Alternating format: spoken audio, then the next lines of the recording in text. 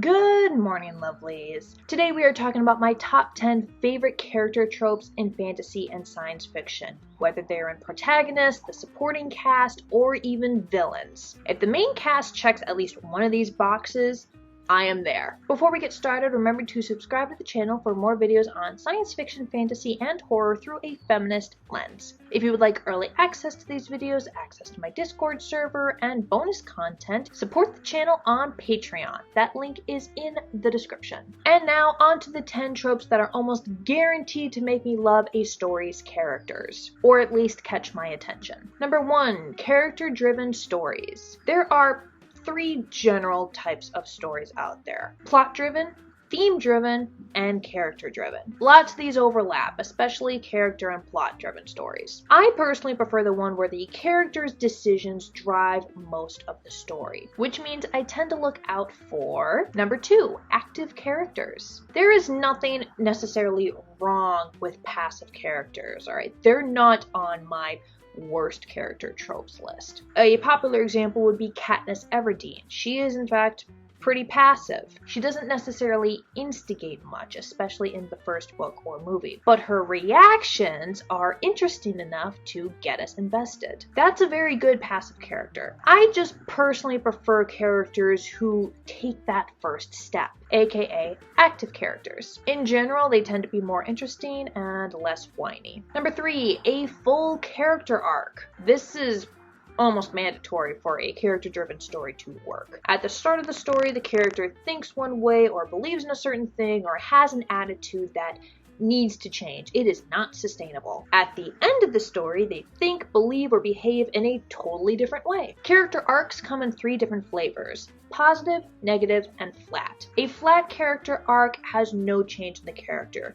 It's usually seen in secondary characters, like mentors. Negative character arcs means that the change that the character goes through over the course of the story are negative, even fatal. This is usually seen in tragedies. Positive character arcs are by far the most common. The main character goes from selfish brat to hero, cowardly to courageous, sad to happy, something bad to something good. I love me my positive character arcs, because I'm a basic bitch, okay? Number 4, it's a diverse character cast. This should be as no surprise to anyone who has seen any of my other videos. I am done with stories where 9 out of the 10 characters are cishet, able-bodied white dudes. We've got a whole rainbow of human experience to draw on this planet. It's time to add some more color, guys. Come on. Number 5, they're funny. The comic relief is going to be my favorite character almost anytime. Their humor can be dry and classy, or cynical, or sarcastic, or some combination. I mean,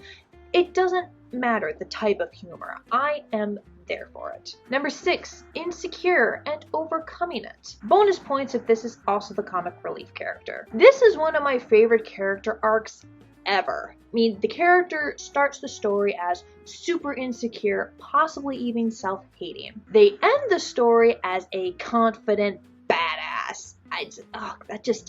It hits the spot every time. Number 7, crouching moron, hidden badass. This is a character archetype that combines comic relief with badass. When we first meet this character, we totally dismiss them. They are a goofball, the jokester, possibly even an idiot. And then they unleash a can of whoop ass on some unsuspecting villain, and it's just beautiful. Sometimes they can even get away with doing this multiple times. If they spend long enough being a goofball in between episodes of badassery, the audience can just kind of forget what they're capable of until the reminder comes. Or the villains will forget, and we, the audience, will sit in growing anticipation until the crouching moron hidden badass is just like, yeah, okay, no, I'm done with you, and just ends them, and it's just, ugh, I love it. Number 8, found family. I have talked about this one before, and I have no intention to ever stop talking about it. Found family is when a group of characters become a tight group of friends who love each other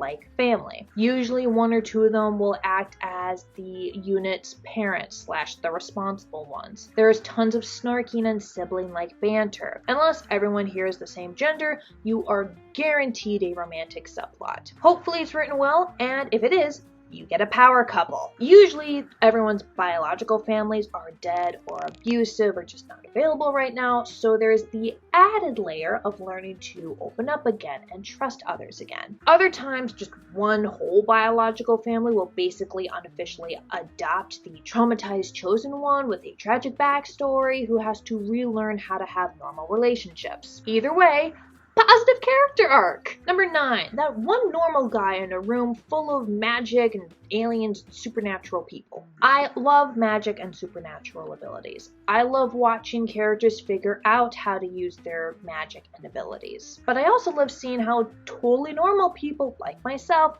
navigate supernatural worlds. How do you defeat a villain who can blow stuff up with their mind and you got nothing? Do they rely on martial arts or weapons and complex strategies? Or do they use politics and diplomacy to get stuff done? Maybe they're counting on everyone around them to underestimate them, leaning into that crouching moron hidden badass trope. Or they're the team leader and strategist who actually makes this magical, superpowered team's goals a reality. They're usually the comic relief too, because you got this unspoken rule among writers that you can't give all the best personality traits and the coolest powers to the same character. You gotta spread out that coolness factor. And number 10, paragons. These are people who do the right thing simply because it's the right thing to do, and are very good at convincing other people to do the same. I like heroes who are actually heroic.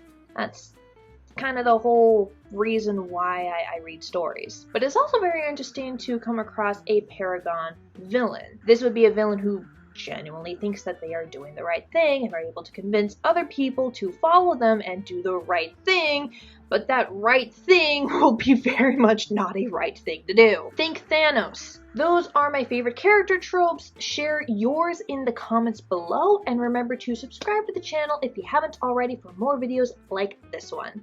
Bye, lovelies!